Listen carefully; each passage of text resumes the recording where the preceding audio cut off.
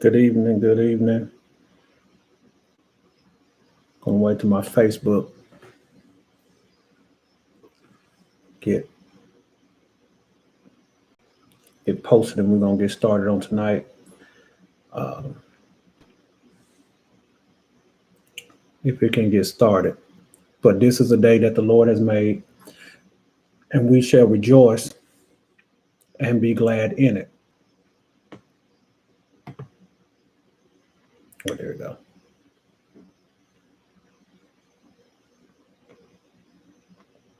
Should be on. So we're just thankful. Let's see if it's on.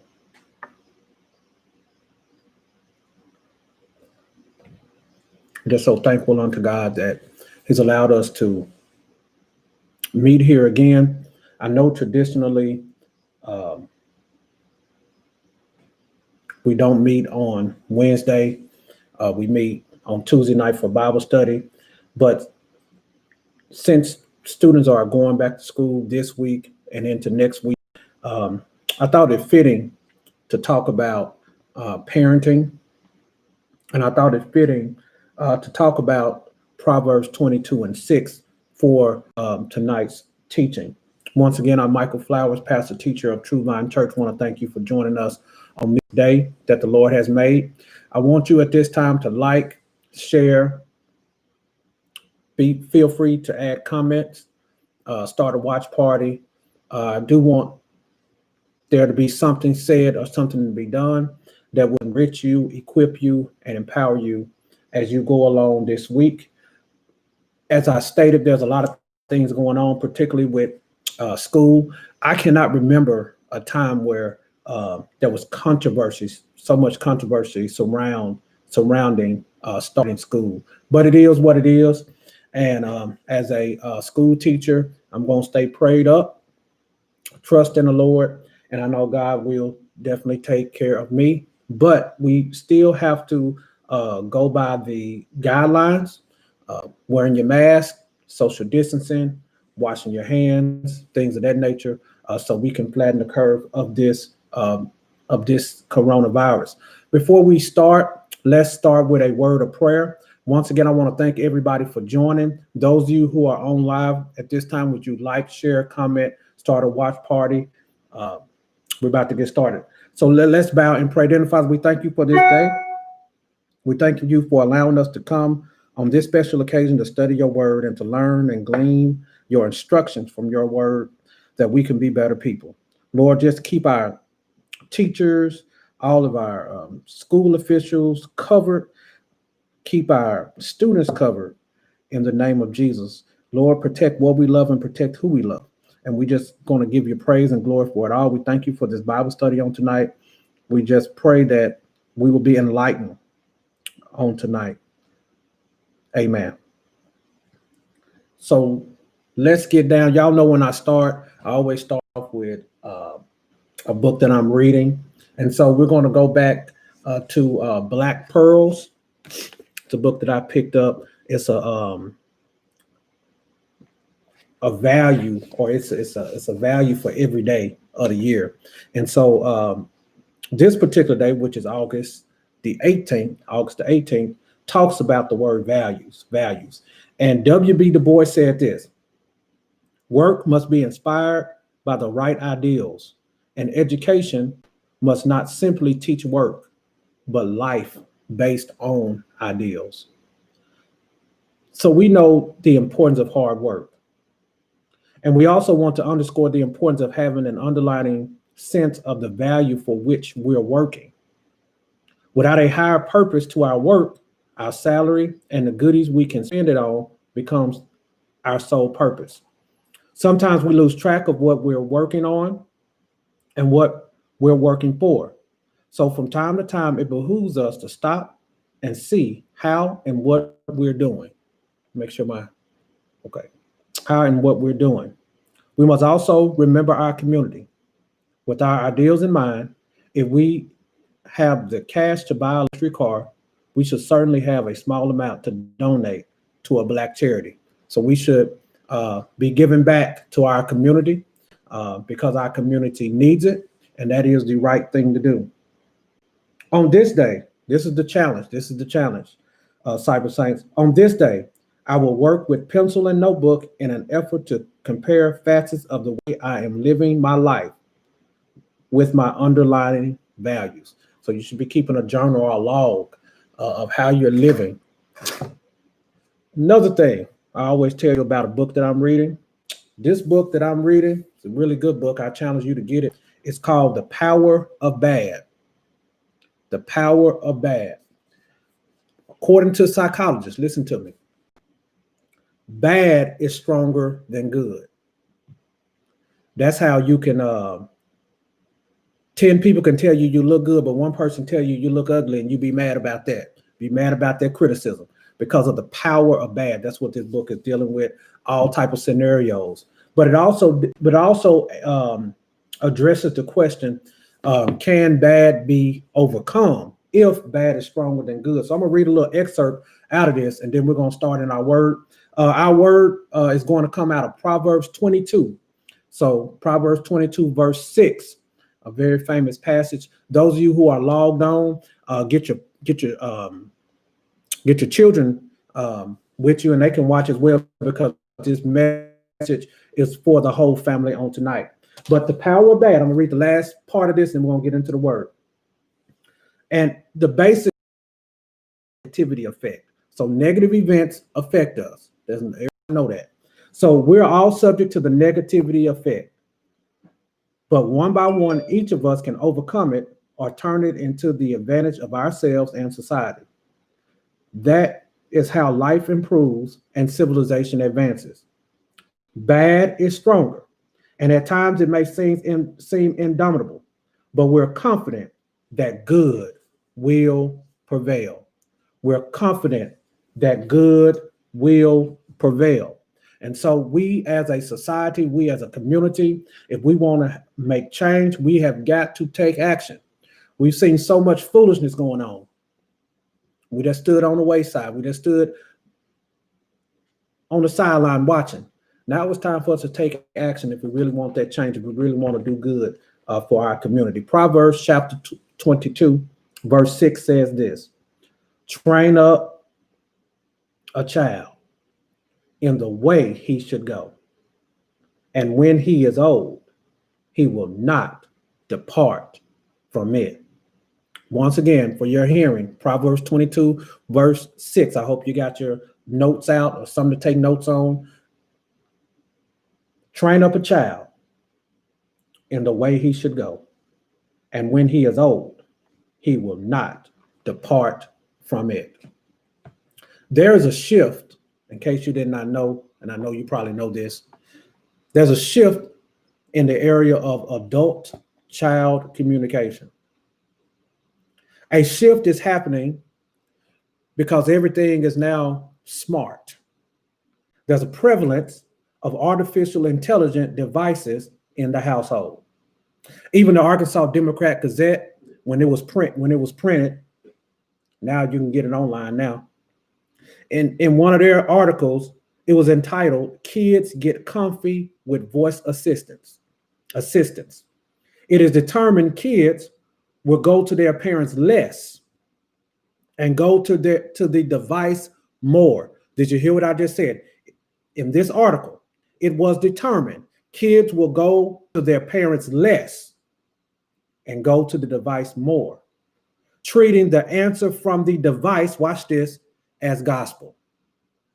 Young people now adore their new robot siblings: Amazon Alexa, Google Home, Apple iPhone, iPad, Mac computers, Samsung, can't leave Samsung out, you Android lovers, Galaxy Note. They adore watch this, studies have shown this. They adore their new robot siblings, much like the previous generations adored television and the computer. Young people, as you adore your device, as you can't envision an existence without it, because some of y'all lose a cell phone, you go crazy. And as you're glued to the screen, your device is not a substitute for your parents. And your device can provide you with factual intelligence, not emotional intelligence. With that being said, parents, you still bear the responsibility. You still bear the responsibility. I know you have probably bought them all kind of artificial intelligence to help them and enrich their life. Probably some of you are buying them stuff that you didn't have as a child, but you still have a responsibility. And that's what the text is talking about tonight. You still bear the responsibility of training up your child, even in the middle of buying new technology to help raise them. The point is, while it's true children typically learn to acquire information from the prevailing technology of the moment. When I was young, we had the card catalog. Now you got Google. Now you have the disembodied know-it-all voices. And that's where they will typically acquire information. They will not learn what is right if you, the parent, do not carry out your God-given mandate to train up a child. The truth is, every generation, from the baby boomers, from the Gen Xers, to the millennials, to Generation Z, all put their faith in technology. Because technology, especially today's, exceeds our expectations. Nowadays, you can use artificial intelligent devices to turn off the lights, to order pizza, to fetch movie times, even though we don't go to them now. You got Netflix now. But there's one thing our artificial intelligence and smart devices can't do, nor is responsible of doing. And that is what Proverbs 22:6 says. They are not responsible for training up a child. So I want to talk about tonight an interesting object and an important duty. Hashtag train up a child. Let me say this. I want to thank Truvine's tech team. Truvine's tech team has been awesome in getting me webcams and everything like that to make this to make our production on Facebook and YouTube a success. So I want to give a shout out to Truvine's tech team. Today, our focus will be on gaining biblical wisdom regarding God's perspective on training up our children. Now, remember, when we take this word, we don't take the word and beat you up over the head with it. We take the word, we take an issue, and we allow the text to talk to us and to teach us, okay? So that's what our focus is going to be. God's perspective on training up our children. Nowadays, parents are relinquishing their parental authority because they're afraid of the child. Never seen that before in my life. You're scared of a kid. And they're afraid of governmental involvement if they discipline their child. But parents, we cannot and must not let recent studies override the God-given mandate in the text. And we must not allow ourselves to be caught up in modern philosophies, which are filling up our jails and prisons with our children. It's either discipline or destruction. We can't have it both ways. It's either discipline or destruction. Today's text, today's proverb is not a promise of success, but rather an observation about how life usually works.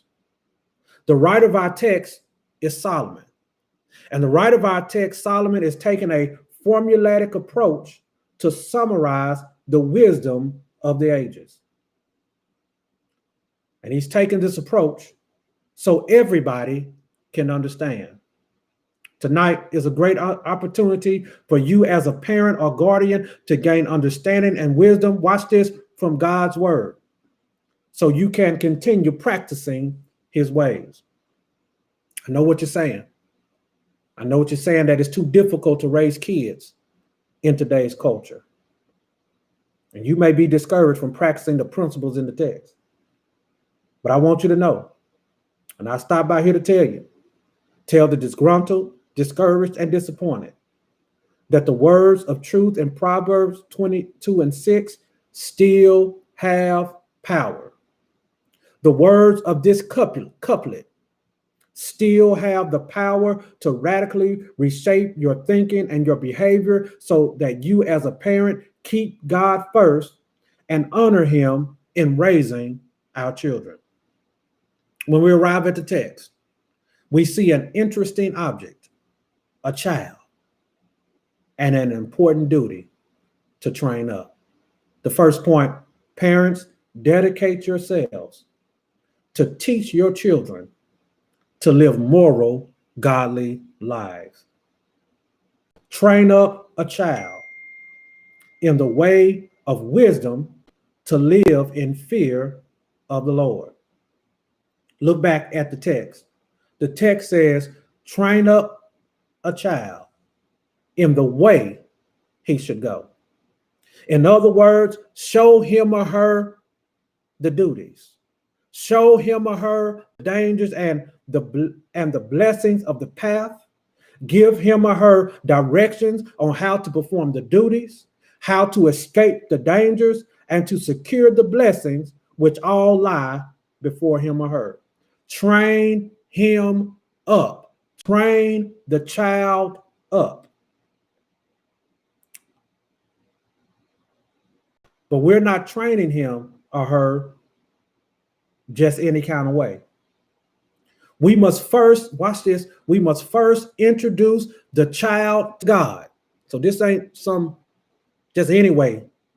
No, you first introduce the child to God and to his word so that the child knows the ways of God.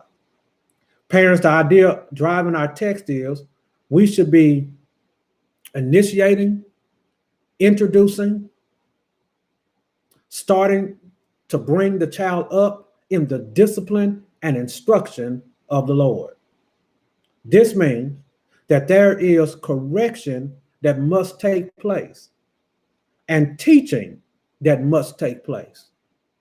Young people, there are some future responsibilities you've got to be prepared to handle in adulthood. I'm going to say that one more time. Young people, there are some future responsibilities you got to be prepared to handle in adulthood. And I want to speak this over our youth tonight. It's my prayer that you be prepared to handle your future responsibilities in adulthood. Young people, ask yourself the question, what path am I taking? And how am I going to live the rest of my life? My point is, not only must parents follow the biblical guidelines in the text, but children, you do too, because your future is at stake. While this text doesn't guarantee an individual's future choices, it is still important for parents to give children spiritual education along with career preparation. Train up a child. That's what the text says. Not Flowers saying, it's what the text says. Train up a child in the way he should go. Young people, I'm going to tell you something my daddy always told me, and I never really understood it until he passed away. And I started remembering all of those nuggets of information, those nuggets of wisdom. I didn't know my dad was that wise until I couldn't talk to him and see him anymore. But I cling to those teachings. Let me tell you one thing he always told me. He said, son, just do the right thing. And the right thing for you to do, young people, is to prepare yourself in your early years for future endeavors.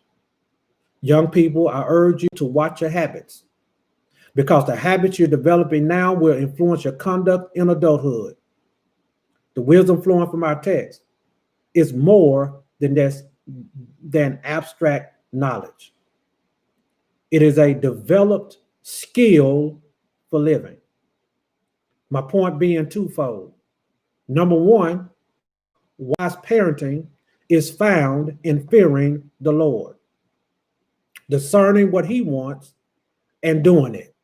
Train up a child. Number two, a wise child is in the process of fearing the Lord, discerning what he wants and doing it in the measure of his way. So train up a child in the way of wisdom to live in fear of the Lord. But understand this. Training, watch this. Training up involves more than instruction. It consists of true teaching, discipline, example, and prayer. Train up involves more than instruction. It consists, as I mentioned, of true teaching, discipline, example, and prayer. The reason children are no longer committed to doing what is right is because parents no longer are improving or correcting behavior. What we do is we put them in timeout. And the philosophy behind that is, if you allow the child time, he will discover what is right and do it. Let me tell you something. We got to do better. Cyber Saints, we got to teach our children better. Parents, don't let your child discover on his or her own. The wisdom of our text encourages us to keep teaching, keep disciplining, keep setting the example, and keep praying for our younger generation. Parents, your child won't learn to do and commit to doing what is right through discovery, but they will learn and commit to doing what is right when rules are established, parameters are defined, consequences are established, and rewards and punishments are administered. My dear parents, there's also a correction in the text. The text corrects the notion that your child's future is altogether a thing of chance. Your child can be controlled. It's been said, all of life can be trained. Parents, how your child is trained depends largely on you. The science of training says this, that every child is born with that interior something, which when developed can produce remarkable ability, extraordinary talent, and rare genius. The good news is, watch this, the good news is with proper training, something remarkable, something extraordinary, and rare can be brought out in our children. I want to speak this over our young people tonight. There is something remarkable, there is something extraordinary, and something rare about you. And you may never heard anybody say that, but I'm going to say it again. There is something remarkable, there's something extraordinary, and there's something rare about you. When God made you, he broke the mold. You are fearfully and you are wonderfully made, and you have the capacity to become much and achieve much. You were born with the capacity for greatness. There's a talent and genius in you. The record is, train up a child in the way he should go. So parents, dedicate yourselves to teach your children to live moral, godly lives. And I'm getting to my second point and we'll be done for tonight. The question now becomes, if I train my child up, will he or she come out right? If I train my child up, will he or she come out right? Parents, this verse isn't a blanket guarantee, but a general observation of God parenting. All Solomon does is he observes what life is like, and he writes about it in this text. Godly parenting involves discipline, watch this, done out of love for the child, just as God disciplines us. Young people, let me tell you this, and I know this happened to me. Sometimes you're going to experience painful correction. But your parent knows foolishness is bound up in the heart of the child. The rod of correction will drive it far from them. Parents, one of your biggest mistakes you can make is not disciplining your child. Let's say that again. One of the biggest mistakes you can make is not disciplining your child. Let me remind you, and I know we got competing philosophies and things of that nature, but remember, we're just taking the word and we're just putting it out there for you. And you can argue with the word all you want to. But let me tell you this. Let me remind you of something. You are not your child's friend. Let's say that again. You are not your child's friend. The Bible does not endorse a parent-buddy relationship, nor does it endorse spoiling children. And I realize you've invested in your child, and some of you may even be enamored with your child's talent. But don't get so vested in the child's success that you lose the ability to discipline them. I'm going to say that one more time. Don't get so invested or so vested in the child's success that you as a parent lose the ability to discipline him. Parents, one of your most important tasks is to discipline your child. It's been documented that this generation of parents cannot hold the line with their children. Lori Gottlieb's article entitled Child Rearing exposes a generation of parents that cannot hold the line with their children. Let me explain. Here's an excerpt from the article. A kid will say, "Can we get ice cream on the way home?" And the parent will say, "No, it's not our day. Ice cream day is Friday." Then the child will push and negotiate, and the parent, who probably thinks negotiating is honoring their child's opinion, will say, "Fine, we'll get ice cream today, but don't ask tomorrow," because the answer is no. Parents, did you know? It's definitely fine, watch this, for your children not to like you all the time. Remember, you're not their buddy. And parents, when you're spoiling your children, did you know you are really getting in the way of their development? One teacher said this, and I quote, "Every year parents come to me and say, 'Why won't my children listen to me? Why won't she take no for an answer?' And I say, your child won't take no for an answer because the answer is never no." Another thing we're doing as parents that's really paralyzing children is giving them too many choices. We tell them stuff like, "You can do it any way you want. You can quit anytime. You can try this other thing if you're not 100% satisfied with the other." Parents, we can still allow our children to have choices, but within reason. We give them so many choices, we're wearing and stressing them out. We asking their opinion, and they're looking back at you saying, "I'm the kid." We're living in a time that even the kids are getting tired. Some of the kids are raising the parents. Should not be that way. I see them memes on Facebook all the time.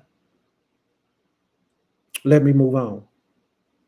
Got to tell you two more things I want you to know about discipline, and then we're going to be done. I'm right at my time.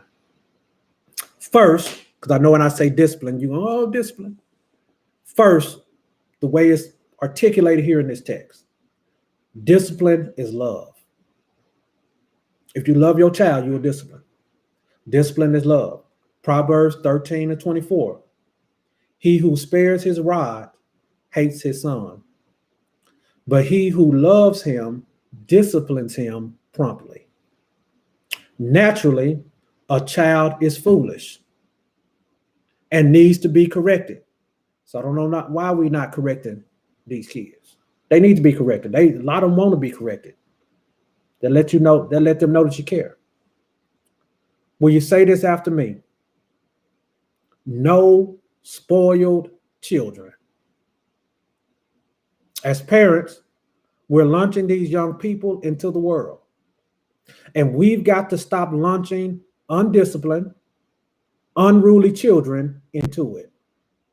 So take the time to discipline your children just as God disciplines you. Discipline is love. But not only that, discipline is destiny. Did you hear what I just said? Discipline is love, but discipline is also destiny. Parents, God has given you authority in the home. I know that your heart's desire is for your children to act right, but just because your desire for them to act right doesn't, just because that's your desire don't mean they're gonna act right. It's been said, discipline, not just desire, determines a child's destiny.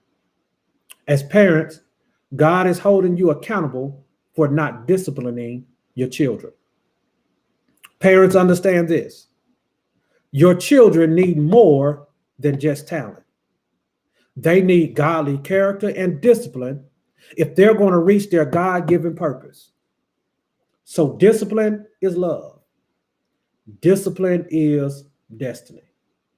And the last principle that's flowing from this text is the result of godly parenting. Godly parenting involves discipline, yet afterwards, it yields the peaceable fruit of righteousness in those who have been trained by it. Many parents get nervous when reading and hearing this text. I know I did too. Many parents get nervous when reading and hearing this text because the second line says, and when he is old, he will not depart from it. But the text isn't meant for you to be feeling guilty or shamefaced. If you as a parent did all you could for your child, but they still low down, they still lazy, they still abusive. It's quite possible for a child to experience constant discipline, but still veer off the path of righteousness. Here's the reality.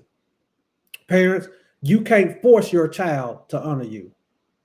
You can't force your child to honor God because that choice is his or hers to make.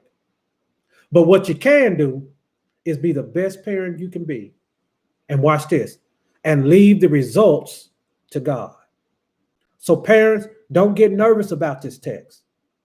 And don't get discouraged about that wayward child. Cyber Saints, always be encouraged by what God is calling you to do as a parent.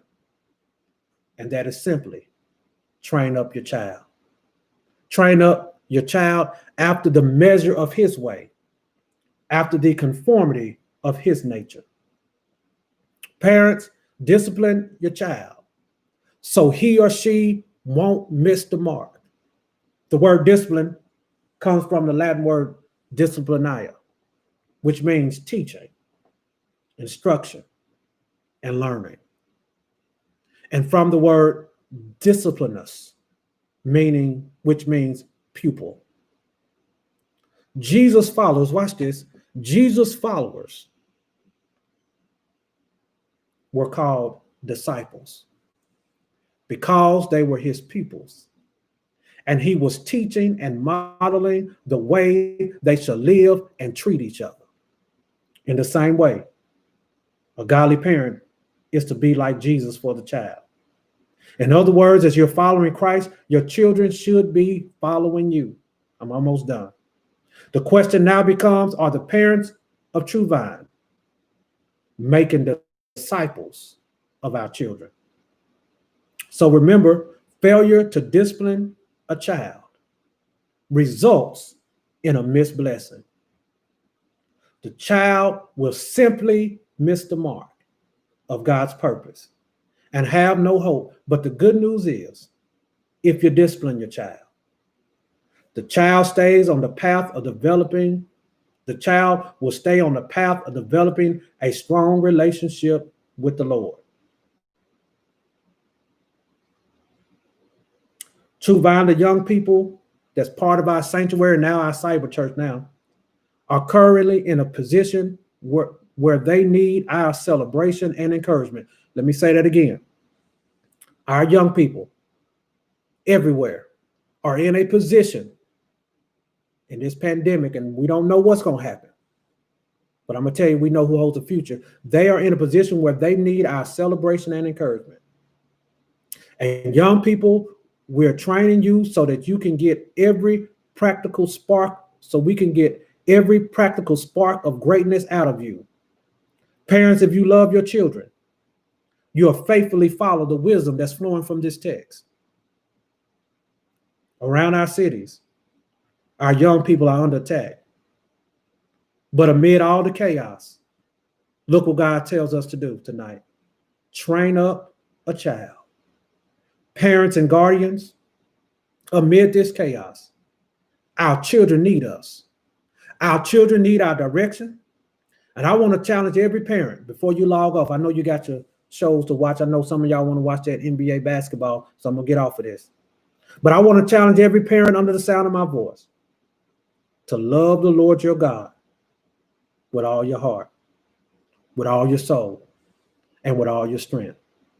And with these words rooted in your hearts, parents, watch this, diligently teach them diligently to your children, and talk of them when you sit in your house, when you walk by the way, when you lie down, when you rise up. You shall bind them as a sign on your hand, and they shall be frontlets between your ears. That's Bible right there, y'all. Between your eyes. You shall write them on the doorpost of your house and on your gates. Parents, our children need us to keep training them up, because one day they're going to look back over their lives and appreciate the time. I know when I look back over what my parents done for me, about to get teary-eyed.